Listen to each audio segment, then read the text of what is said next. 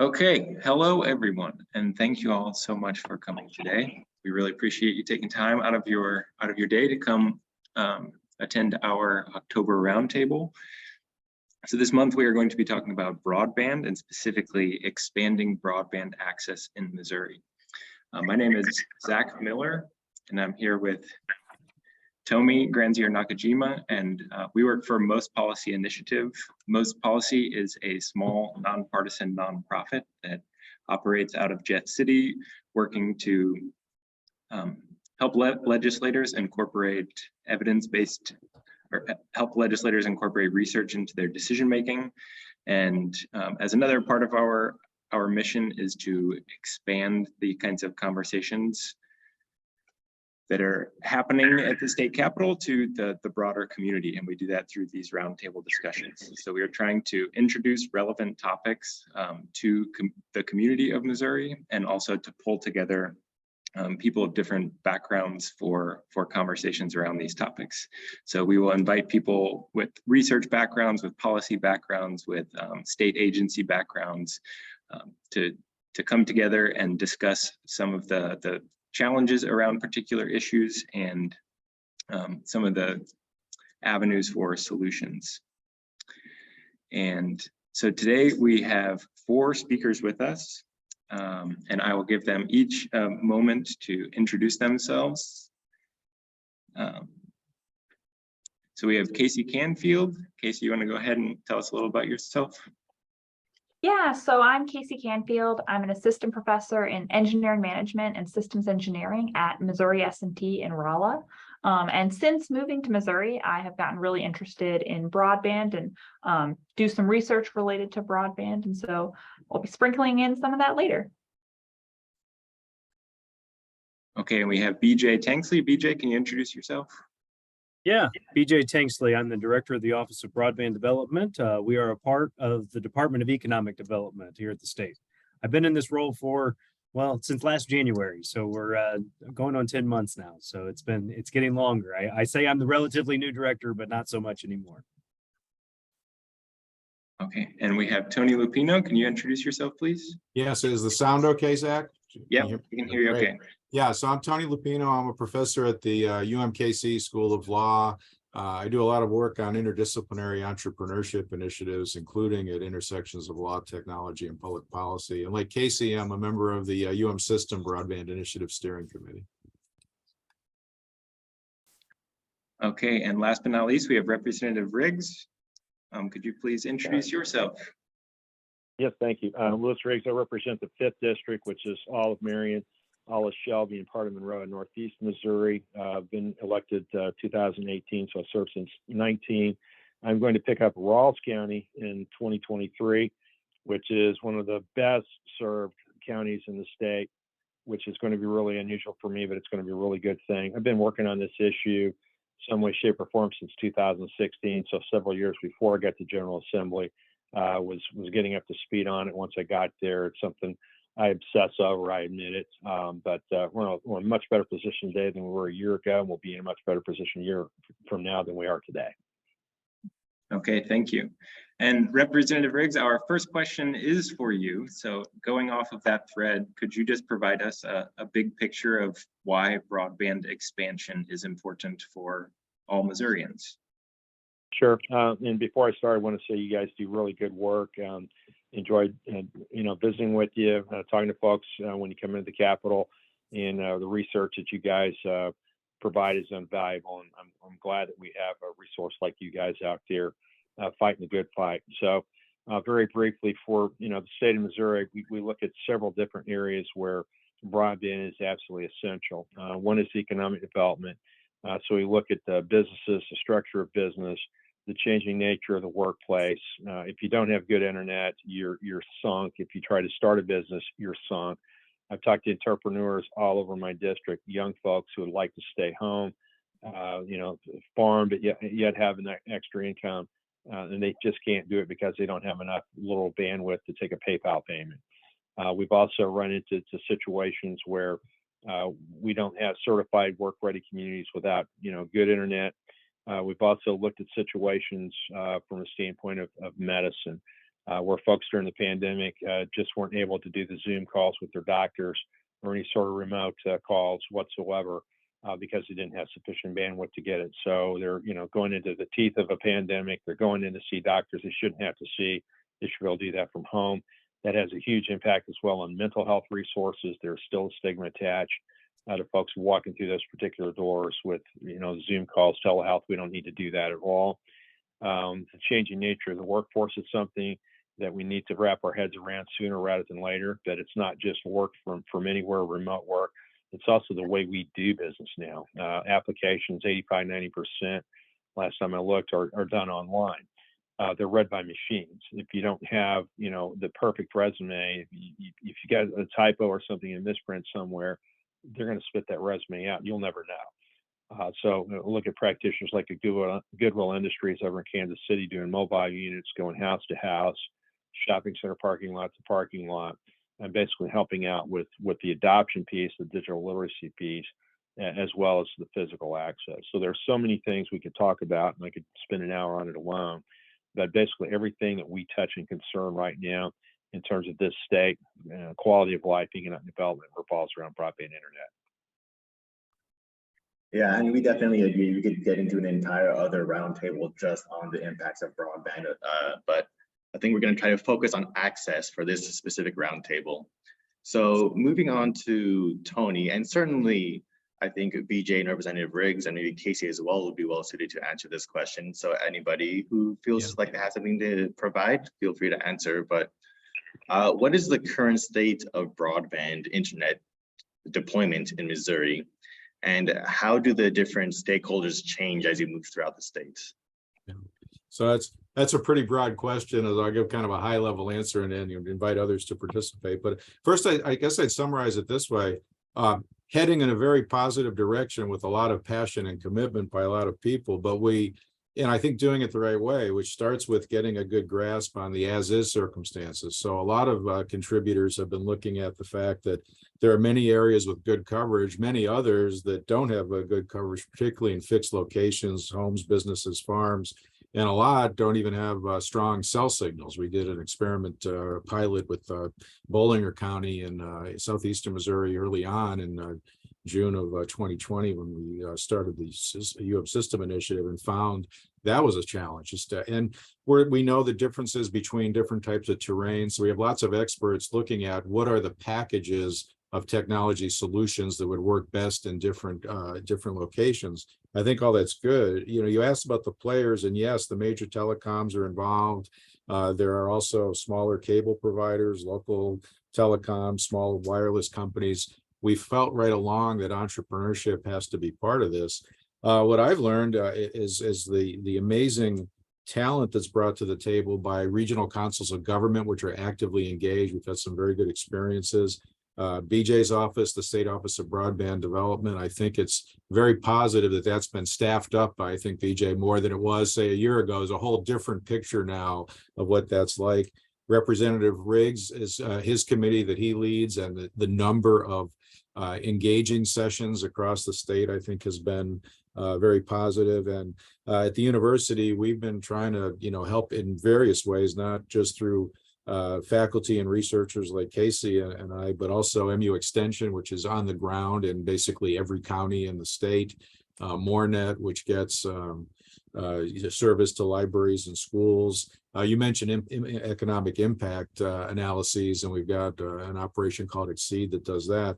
The real key is to get these, now that we've identified this asset mapping, all these resources that are working together, we still need market solutions that are sustainable in areas of varied population. And so we definitely need to be looking at the governmental subsidies and putting the pieces together. So I think the more we can coordinate, the better. So sessions like this, where you're bringing together different perspectives who are part of the overall team and spreading the word about how coordination and collaboration will be the recipe for success, I think is very good. We do have the folks that we have a data mapping function that BJ and others have seen where we're trying to get a better handle on with more precision on the infrastructure, to answer your first question. So I don't have it handy, but I can say that we have had good attention from a national Next Century Cities, which does broadband across the country, seems to be pretty impressed with the way we're going about that in Missouri to get really good on the ground information. So I have a positive, optimistic view of where we're headed and of the partners we're all working with. Great, thank you. Casey, next question for you. Which parts of the state have the least broadband access and which demographics have the least access? Yeah, so part of what makes this kind of a tricky question is that there's a lot of data issues that Tony alluded to. So like there's federal data collection that's happening, but it tends to have very poor resolution as one challenge. Also, the way that the data is collected, it's not necessarily what's happening right now. Sometimes it's telling us like what could happen, which is a little bit frustrating place to be in when you're trying to understand what's happening right now. There's also differences in terms of data about access that the federal government is collecting, and then other data sets that exist, like usage data that Microsoft puts out. And so you see like some inconsistencies between all these data sets, which really just kind of brings home the message that like we don't know exactly what's happening on a household level. And so like Tony mentioned, Extension has with CARES started doing some like crowdsourcing data collection to try and get a slightly better idea of what's happening, but it's hard to get good data. So looking at all, knowing that the data is not great, some of the places where you kind of see lighter spots are definitely in northern Missouri and southeast Missouri. You definitely see some need. You tend to see that rural areas have more challenges with access. In urban areas, there's also lots of issues with access. A lot of times there's affordability issues I find come up more in urban areas. And also, as Representative Briggs alluded to earlier, there's also challenges related to digital literacy. So there's it's a complex situation and we don't have the best data. So it's not always clear. That is a great lead into our next question. I think the issues with the FCC's mapping is very well known. So BJ and maybe Representative Riggs, could you talk about Missouri's current state efforts? And I believe there was a provision in this most recent SB 820 with the broadband grant program through the state. Can you talk about how that addresses the mapping issues? Yeah, a couple of different things. So we all know that we've had a mapping issue. If you've been around the broadband conversation, in the last 5 years, you've heard about mapping being a challenge. And that was because we were reliant on, FCC 477 data, which we all knew basically overstated coverage. If one person was served, a lot of people were considered served inside of what's called a census block. If you're not real technical, you may not understand that, but it basically means it overstated coverage pretty dramatically.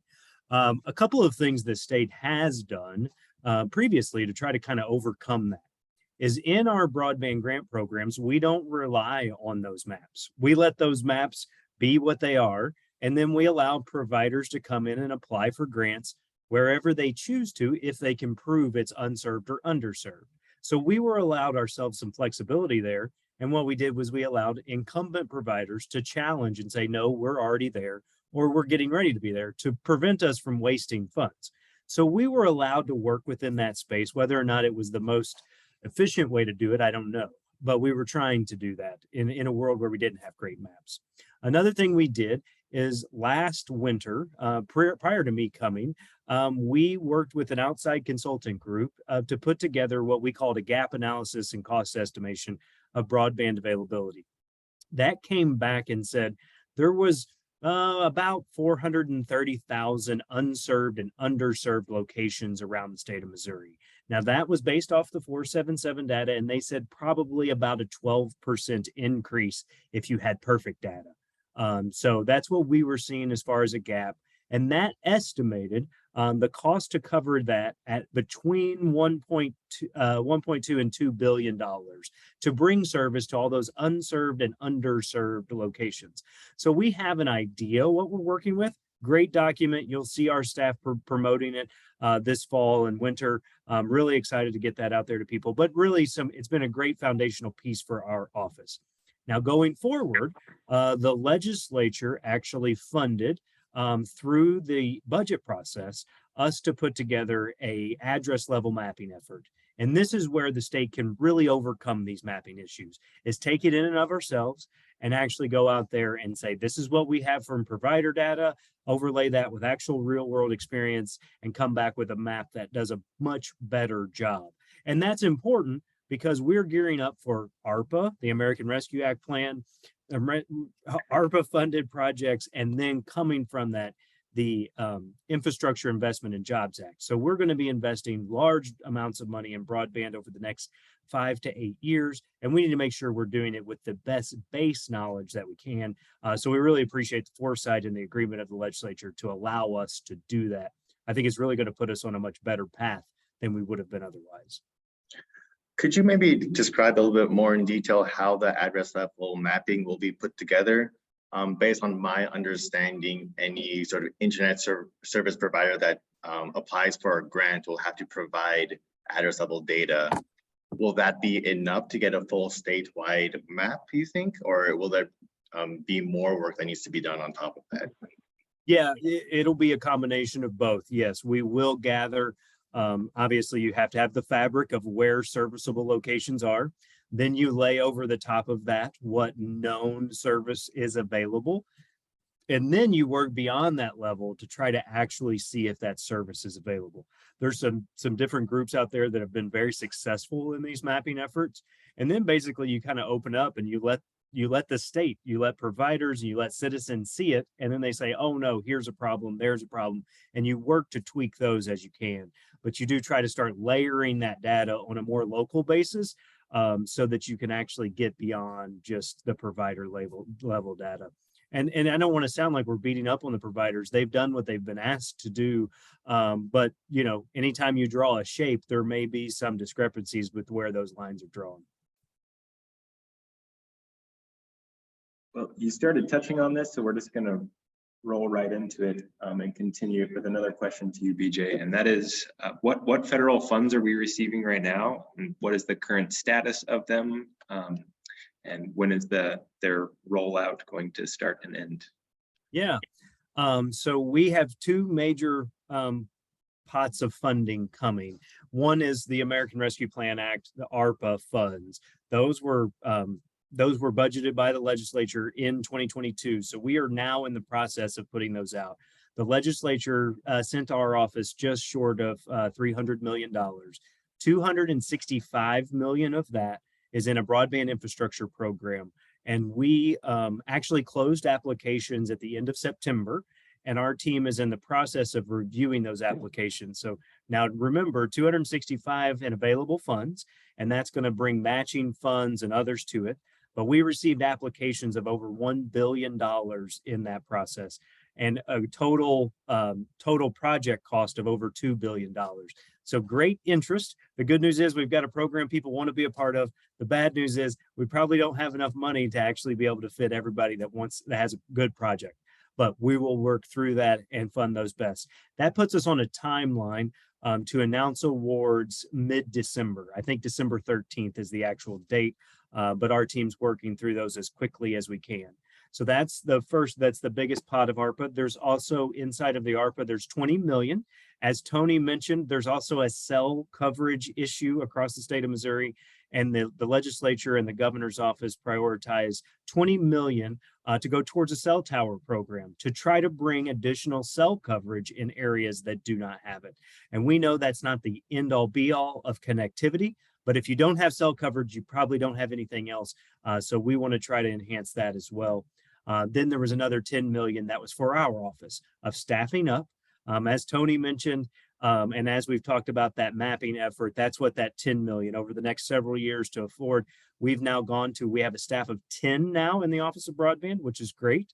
We have a couple positions left to fill still, and then also allowing us to bring on outside intelligence to do that address level mapping effort, and then to make sure that we're doing these programs in the best way possible. So that's where that funding came. Now, the next big pot of funding is the Infrastructure Investment and Jobs Act, IIJA, otherwise referred to as the Bipartisan Infrastructure Law Bill.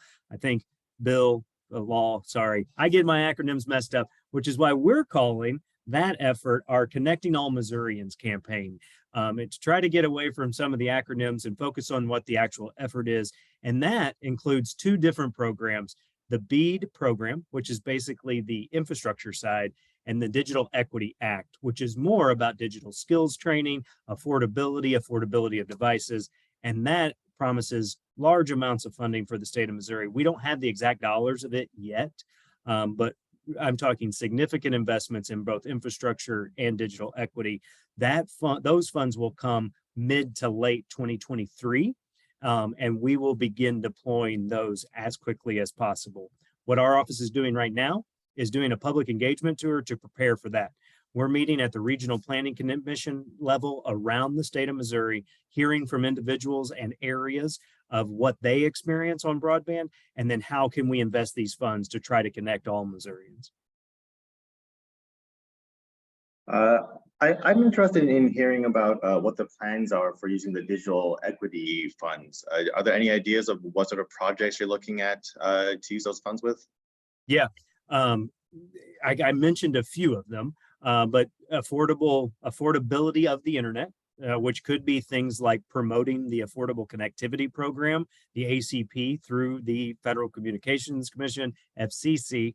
But that is one thing. The other is affordable device programs. There are organizations around the state who help connect people with affordable devices. They all have great standards to make sure that they are above just an entertainment level device, but able to actually work from home and educate from home on those. And then also digital skills training, sometimes referred to as digital navigators or others, where we're actually trying to help people. And I heard it said the other day, make meaningful connections, meaning work from home, educate from home, telehealth from home. You know, it's one of those things. And there's a reason why we're a part of the Department of Economic Development, is we want the connectivity to be beyond just entertainment, but also about making sure people are able to truly take part in a digital economy.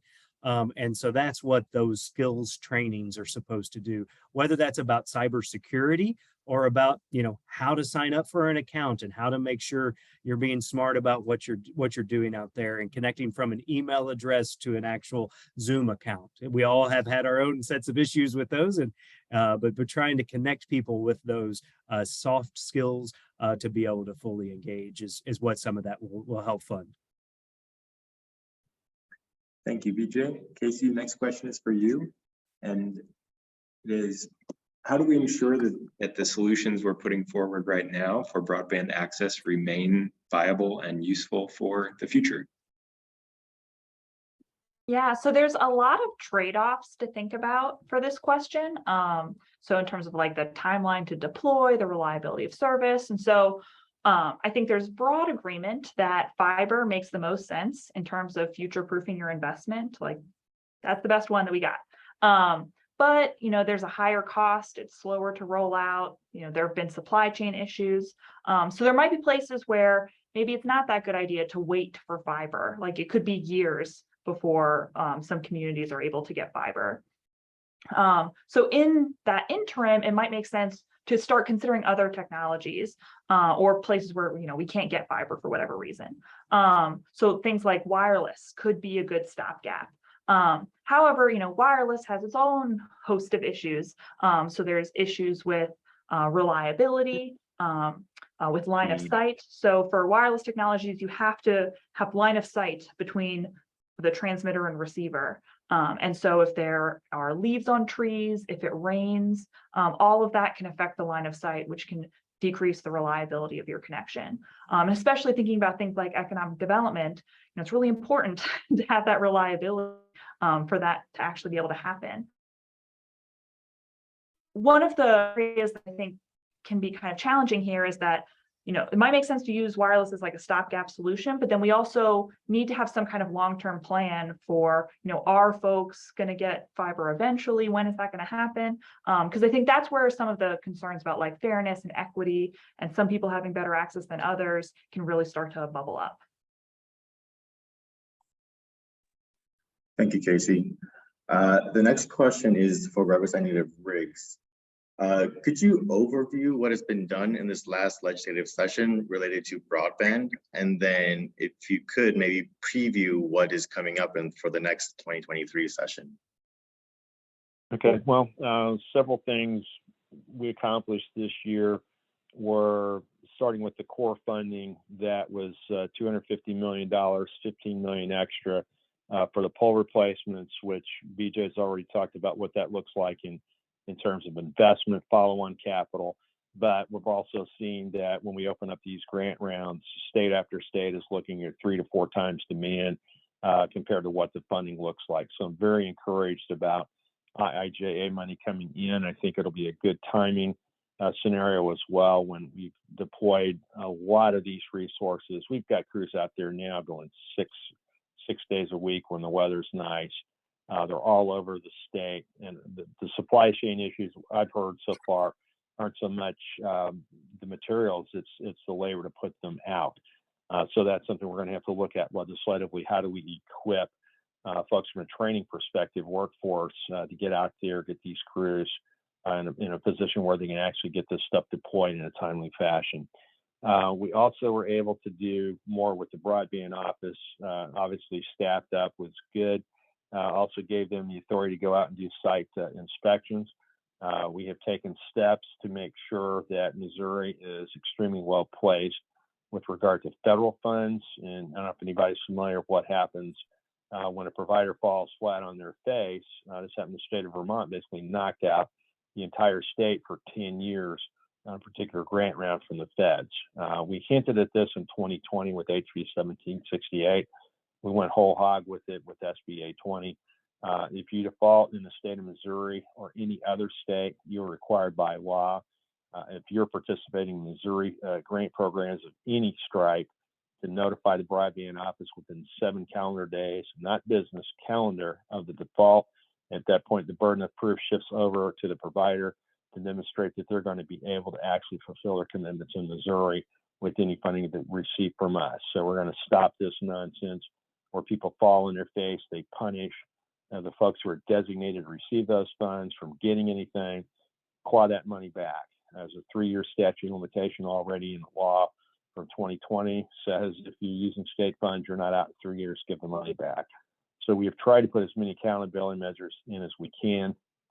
We added another one that we hinted at in 2020, which is to say, if you fall flat on your face with federal dollars, we have standing as a state because those monies were designated to census block level tracts. Those are people who were designated by the feds to receive these services. They did not get them. We're going to go after that money. Sat down and talk to the Attorney General's folks. That's viable. So there are some accountability measures in place that we took steps to make sure that we're in a good place as far as our own funding, as far as the federal funding. We also did something I thought was really unique based on something another state did. I think we refined it and did it better, which is the vertical real estate. And BJ talked about resources available. I call it permission slip bill. That's one where we literally allow any political subdivision in the state to enter into public-private partnership to erect vertical real estate, i.e. towers. The first folks I heard from were a nursing home district. Well, an elected board, do you qualify? It would appear so. They have spot there on ground that they own. They were going to expand out. They didn't. They've got some spare area out there. It's basically for rental income. It's also to help out the surrounding area. We found out something really critically awful with COVID. You can't hotspot your way out of problems with online education, in particular with business. We talk about reliability, speed enters into that. And it's not just download, it's upload, the whole 9 yards. We've got folks out there, I got a neighbor who uploads 80 to 100 page loan documents. I know when my neighbor is doing that. Okay, the internet, I live on a dead end street. We know. Those are the type of things we cannot hotspot our way out of this if they don't have a signal to activate the hotspot to get that tablet working. So from my standpoint, we put that into the law to enable folks, rural water towers, obvious area, but also folks in the urban core. You've got school districts that still own property. They don't have schools there anymore, but they still own the ground. That is exactly what this bill is designed to do, to equip folks in a wireless space to get at this today. Don't have to wait years down the road. I actually talked to somebody in Jefferson City here within the last 2 weeks, owns 900 towers. So what are you doing with them? Well, we need to start talking to these folks about getting resources out. So those, thumbnail sketch of what we've been able to accomplish. Down the road, we're still looking at broadband improvement districts where folks have leftover federal dollars. They don't know what to do with it. Put it into broadband. Also looking at broadband development council. So we have some stakeholder engagements that is consistent. And it's basically every congressional district where we hear from providers, stakeholders, and legislators as well. So we have a sort of a robust process where we have feedback loops established, but at the same time, there's legislative accountability back and forth. We put the money out, make sure that we're on time, on task, and that we're working with the broadband office and these providers to get the resources out as quickly as humanly possible. So that's just a little, taste of what we're looking at. But by and large, I think we accomplished about 70% of what we set out to do in 2022. Looking very much forward to what the state maps are going to do compared to the Fed maps that are just horrible, have been horrible since the beginning of time. We can't rely on those for dependable data. We know that. Everybody knows that. The Feds know it. So we have state-based solutions I think are far superior to what the Feds are giving us and what they're going to come up with for that matter. So I'm very much looking forward to what we do, getting this, funding out, talking to these various crews, folks all over the state are in this space now. It's only going to get better. We do have to be aware that, supply chain is a possible issue, but right now labor is going to be a major issue. We know that moving forward. So look for us basically going to the workforce folks and saying, how can we make this happen in real time? And does that mean more funding for community colleges, adult learning centers? Absolutely. We don't know what that looks like yet, but we know it's going to be a problem. We're going to have to address it. Okay, thank you, Representative Riggs. And going off of that, Tony, I have a question for you. At the university level, I know that you recently had a student competition that was looking at broadband expansion. Could you tell us a little bit more about that?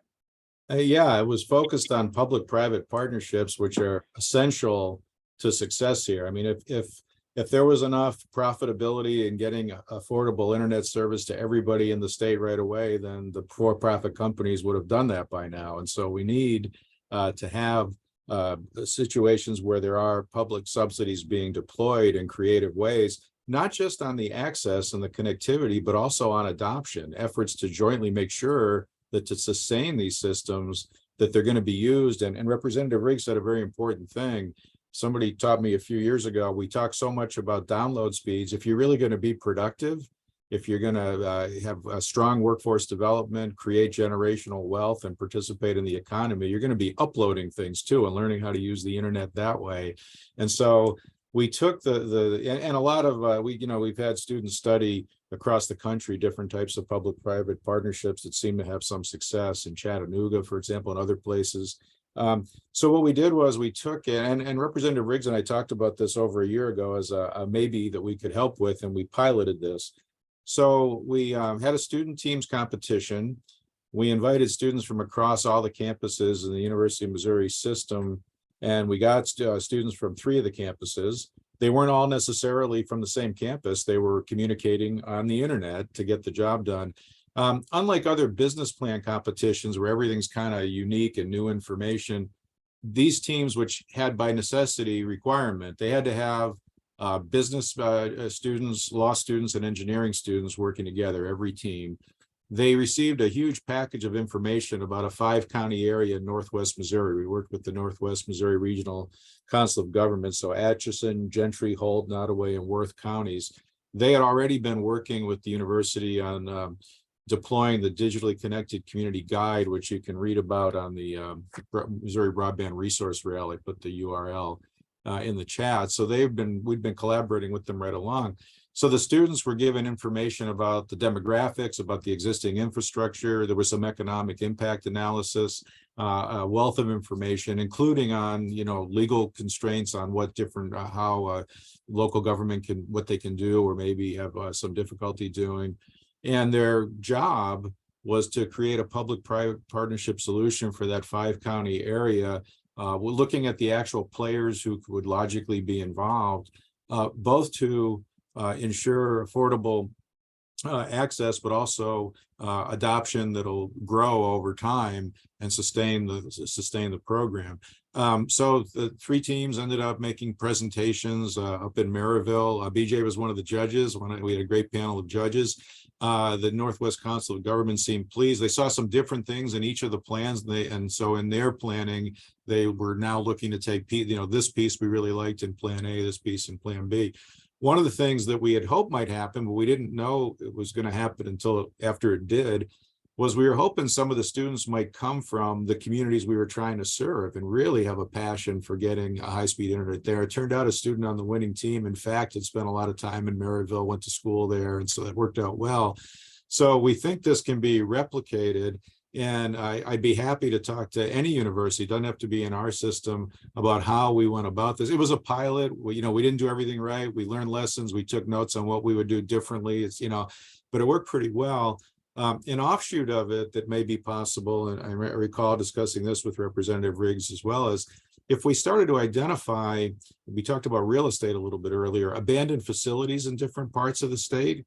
We have real estate entrepreneurship students and people in workforce development that could get together and say, let's have a plan for repurposing this facility if we got high-speed internet there. And so I think these student competitions, what you get is students who are anxious to do real things, to serve communities, sometimes the ones they're from, and to see a record of accomplishment when they're done. So it's an outside of the classroom thing. We rely heavily on MU Extension to make the introductions to all the people we should be talking to in a given community. So, we felt pretty good about how it went. We could improve it next time around, but if anybody would like to hear more about it, I'll put my email address in the chat too. That's great. Thanks a lot, Tony. That sounds like a really productive and interesting competition you had there. This next question is for BJ. You've already discussed this with the digital equity funds, but is there anything else outside of those funds that could maybe be done for low-income families? And beyond looking towards the future, what can low-income families now do to help make access to broadband more accessible? Yeah, the biggest thing is the affordable connectivity, the ACP right now. It is currently available. People can go online and sign up for it. And there's a lot of participating providers. It's not 100%, it's not 100% universal, but a lot of providers are taking part in the program. And it is a great opportunity to get $30 or more off of your service. And you can also, sometimes that's 100% paid for, to be able to get a pretty good service without data caps and other things. There's a lot of things to try to make sure that it is affordable and a quality connection. So if you're facing affordability issues, please take advantage of that.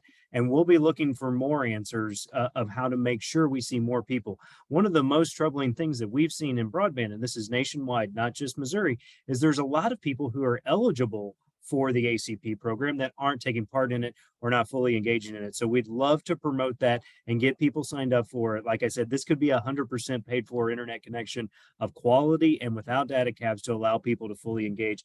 That's the best thing they can do. Other things you can do is taking advantage of public connectivity, whether that be at your libraries or other schools and there's places. But as far as personal connections, that's the best thing. And it's been recent and upgraded to try to make sure people are able to take advantage of it. Okay, thank you. So Casey, next question for you. I live in a very rural area, population 28, Woldridge, Missouri, yet I have excellent internet, much better than our office down in Jeff City. And so this next question, I think will speak a little bit to that. How variable are electric co-ops across the state in terms of their adoption of broadband, their interest, their ability to access it, or to promote it. Could you speak to that a little bit? Yeah, and I know I recognize some of the names in the participant list being from co-ops, and so if we have time, maybe we can hear from them too. But so before COVID, like years ago, I spent some time talking to the regional planning commissions, and this was one of the things that came up in those conversations where there were lots of times they wanted their local co-op to become an ISP, but the local co-op was, not as interested in the idea. And there's lots of operational differences and financial risk that are associated with becoming an ISP. So, it's not going to be the right choice for every co-op. But there's also lots and lots of examples, including folks who are here in this webinar, where like a co-op has taken that leap to become an ISP. And a lot of times it goes really well, like exactly what you're talking about, Zach. And so, yeah, on the chat, Aaron with Como is putting in a little plug. And so I led a project last year, or sort of leaning into this year, to install and evaluate a wireless broadband testbed in Northwest Missouri in Clinton County. We worked really closely with a co-op, United Cooperative and United Fiber, for the deployment. And co-ops, they have really good customer service models. They own a lot of infrastructure like poles that can be leveraged. They're really familiar with the local area and what the needs are. And so I certainly think that, a lot of the time co-ops are really well suited to filling this gap in the market. And part of when co-ops and any organization is trying to think about this, it's really about looking at this benefit cost and trying to figure out, is this going to be a good investment? And we've talked a lot about economic development, and it can take a long time for economic development to materialize. And so in our Clinton County testbed, we also did some work to try and evaluate the impact of improved broadband access. And some of the first benefits that show up are more on this quality of life, sort of entertainment-y type things, like being able to stream video, being able to use multiple devices at the same time in your home. And I don't think we should discount that. I think those are important benefits. Because you kind of get to this idea of livability, if there's two communities right next to each other and one is served by a co-op maybe and has really good internet access and the other one doesn't, people are going to want to live in that community that has the better internet access. And so you can kind of find a lot of haves and have-nots that show up. One thing, can I add to that real quick, is I do hope that some of the funding being made available maybe changes that equation for some of our provider community, and whether or not they want to be the actual provider in the end. Maybe they think of other ways to partner with providers, whether they be cooperatives or private providers, but hopefully the funding being made available with the ultimate goal of connecting everyone actually brings some new partnerships to that equation. We hope to make that available. We can't make it happen, but we hope that helping to bring this level of funding encourages that type of partnership, whether they be cooperatives or private working with cooperatives, because like Casey said, they do have some inherent advantages. They have infrastructure, they have customer bases, they have trust in that. And we hope that this kind of funding can actually help ease some of those things. If I could just piggyback on that as well.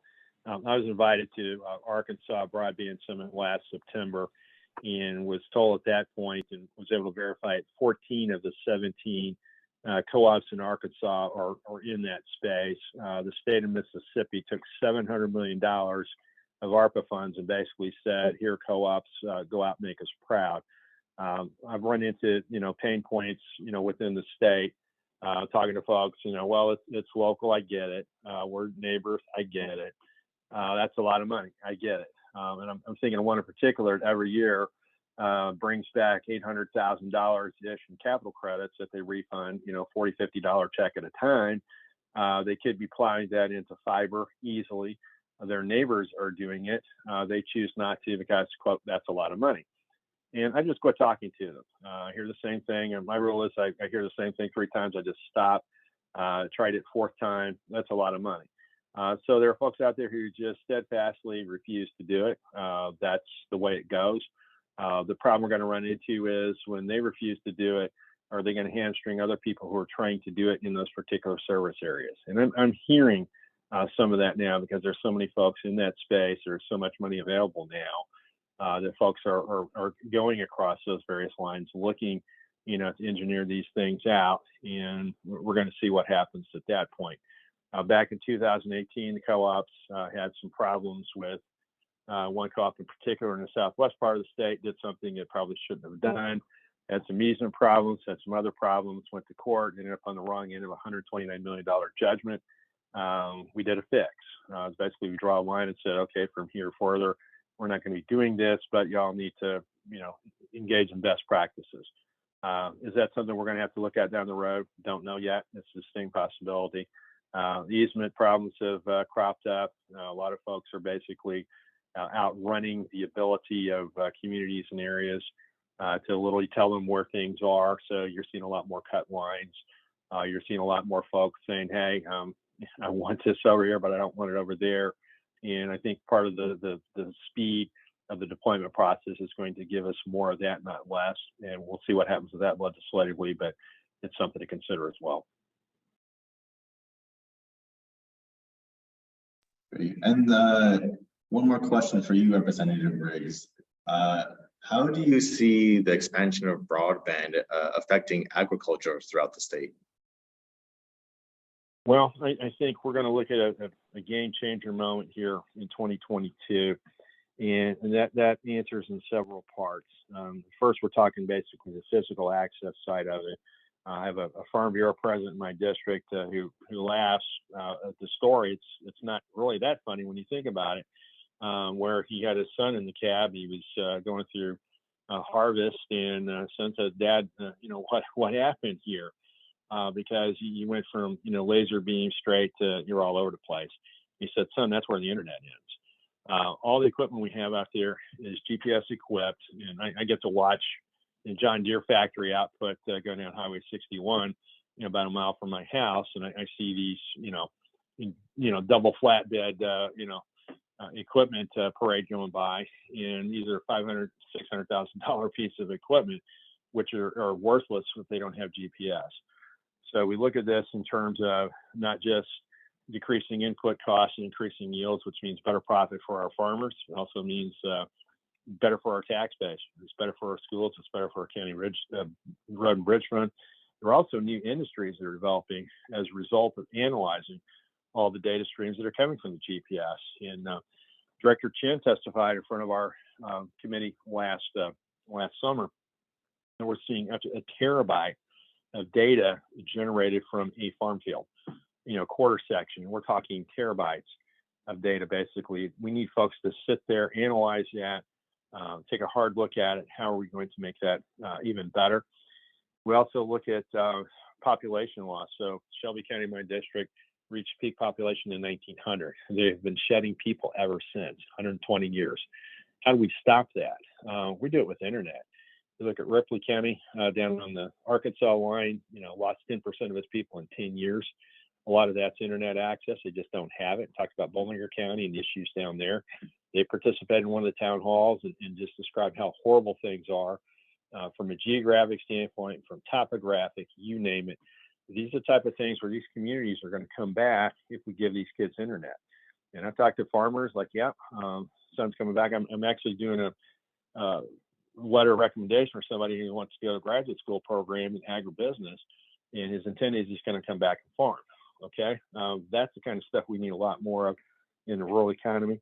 But it also look at this in terms of what, say, Rawls County has done to stem the population loss. They're actually, they've bucked that trend. It's the only county northeast that actually saw an increase. And what does that mean for folks out in farm country? It means that your schools are going to continue to have kids. We're not going to close schools like we have, Clarence Elementary 5 years ago. We're not going to do that. We're going to have more folks out there. The economies are going to be better. The folks are going to be able to work from home. You get that side hustle a lot, most farmers do. They're going to be able to do that. We're going to be looking at a better job picture as far as not just people out there doing the farming, but the supply chain behind it. We're also going to be looking here down the road at the work from anywhere remote work environment. So the experience they've had in Rawls County has been more people. The entire county by the end of this calendar year will be served. Every address who wants it can get it. They give you a gig up and down, and we're seeing people come in, especially around the Mark Twain Lake area, who have better internet in Rawls County than they have at home. They're building new, they're adding on to existing, and basically the tax base is increasing in ways we never dreamed possible even 3 or 5 years ago. So that to me is what the game changer is going to be for rural, is the ability for folks to stay, for kids to stay home, not have to go someplace else for work, because there'll be plenty of it there. But at the same time, taking advantages of these technologies and spinning off, basically new categories of jobs that didn't exist 5 years ago. And that's really encouraging. Thank you, Representative Riggs. It does sound very encouraging, and I'm excited for the next few years. We're getting close to the end of our time, and I just want to again thank all of you for coming and thank all of the panelists for being here and sharing their time with us. We will send out some emails with links to resources that were covered in this roundtable after this concludes, and we'll share a link to the recording as well. To wrap up in our last 3 minutes or so, I'm wondering if each of you can just give a 1 to 3 sentence key takeaway message that you would like to send out to Missourians around this topic of broadband access. And BJ, I see that you're unmuted, so I'm gonna go to you first. Yeah, I think the big thing is there's a lot of work to be done, but the exciting part is our office, with the legislature's approval, with federal funds being made available, we really have an opportunity to take a big swing at this. We've labeled our next effort the Connecting All Missourians. That's really the goal we're going to be working towards. What we need is for citizens to take part in that public engagement process so that we can hear directly from them where challenges are and where our strengths are, so that we can make sure we do this in a smart way. It can get very overwhelming because there's a lot of different issues. There's an issue over here and one over there, and they're all different and unique depending on where you live. But we do have a great chance to make a big change across the state. Like Representative Riggs said, we want to make sure that people can choose to live where they want to live, not where the services are available to them. We can't make them want to live, but we want to make sure services are available to them. And it really serves all citizens of the state. So we have a great chance to make a change across the state of Missouri now. That's why we're optimistic about the way the future looks. All right, thank you, BJ. Tony, you're up. Yeah, I first of all, I want to share the optimism. I think there's a lot of good things happening. I left a gap in one of the partners that I want to cover because it speaks directly to what Representative Riggs was saying about we need to get high-speed internet to young people, and we ought to be demonstrating to them what can be done with it. And a key element to this, in my mind, is libraries. I think we have tremendous libraries throughout the state. So if college students, for example, peers, or high school students said, I want to work with the library on a volunteer basis to demonstrate some things you can do with the internet. I remember Casey saying we were doing Bollinger County, we need to do some demonstrations of what actually happens when you get engaged with the internet productively. So I was remiss in not mentioning libraries, and now I fixed that. So there you go. Okay, thank you. Representative Riggs, could you give a closing statement from your end? Sure. I just want to echo what BJ said, also to pick up on the libraries, nutrition centers. We've got a lot of good seniors out there who are going back to congregate meal settings. We got young people out there who are really good at the digital navigation. So we got some really good resources all over the state, more than 300 public libraries across Missouri. Had this talk with Secretary Ashcroft about piloting programs, not just for online education, but for HIPAA compliant spaces for folks to see their doctors. They've become community centers, and it behooves us to take maximum advantage of those. My real takeaway from this is very simply, help is on the way. We hear you. We want to make things better. Help us to help you. If you run into difficulties, let us know. We're here. We're from the government. We're here to help. You don't hear that very often and mean it, but here we are. So help's on the way. Next year's going to be better than this year, and the year after that's going to be even better than that. So we're a really good time, and I appreciate what y'all been able to do and all the stakeholder engagement out there. We mentioned RPCs. RPCs were part of the first go around that fell flat on its face. So there's a lot of institutional memory out there as well. Extension, every county. RPCs have folks in every county. It's just something where we get some really good stakeholders out there, really smart people on the ground, and it's time to get them into the game. Thank you, Representative Riggs. And Casey, last word to you. Well, I'm gonna jump on the stakeholder engagement, participatory research bandwagon. I think that is like the most important and most exciting thing that's happening right now. We have so much to learn from the people who are being affected by this challenge. In talking to folks in rural areas, I've noticed that a lot of folks know way more than I do about broadband options because they have spent so much time researching options, trying to figure out what's going to work for their home, that they know a lot about it. And so I'm excited that we're going to be able to leverage all that knowledge. All right. Thank you all very much. I greatly appreciate your time, and we will see you next time. Have a good day.